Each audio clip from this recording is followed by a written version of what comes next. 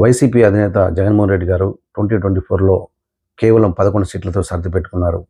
మరి అంతకు ముందు వచ్చినటువంటి సీట్లకు ఇప్పటికి పోల్చి చూసుకొని ఎందుకు ఇంత తక్కువగా వచ్చాయన్న దాని మీద నాయకులతో కూర్చొని సమీక్షించుకుంటున్నారు.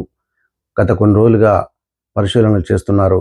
వైసీపీ నాయకులు జగన్మోహన్ రెడ్డి గారు రాబోయే రోజుల్లో కూటమి నాయకులకు షాక్ ఇవ్వనున్నారని తెలుస్తోంది. 2024లో తమ పార్టీ ఓడిపోవడానికి కారణాలు ఏంటని సమీక్షించుకున్న తర్వాత ఒక నిర్ణయానికి వచ్చారు. నిర్ణయాలను కూడా అమలు చేయాలనుకుంటున్నారు. అవి ఏంటంటే సభ్యత్వ నమోదు అనేది చాలా కాలంగా లేదు. అలాగే సభ్యత్వం నమోదు చేసుకొని సభ్యత్వం తీసుకున్న వారికి బీమా కూడా భారీగా ఇవ్వాలని నిర్ణయం చేసుకున్నారు. మరి ఈ నిర్ణయాలు రాబోయే 2 రోజుల్లో చర్చలు జరిపి వాటిని అమల్లోకి తేవాలనుకుంటున్నారు. నిర్ణయాలు గతంలోనే తీసుకున్నా కానీ వాటిని అమల్లోకి తేలేకపోయారు. ఇప్పుడు మాత్రం తప్పకుండా పార్టీ సభ్యత్వం తీసుకోవాలి. ఆ తర్వాత సభ్యత్వం తీసుకున్న ప్రతి వ్యక్తికి కూడా భారీగా, అంటే ఇతర పార్టీలు ఇచ్చేదానికంటే కూడా ఎక్కువగా బీమా ఇవ్వాలని నిర్ణయం తీసుకున్నారు.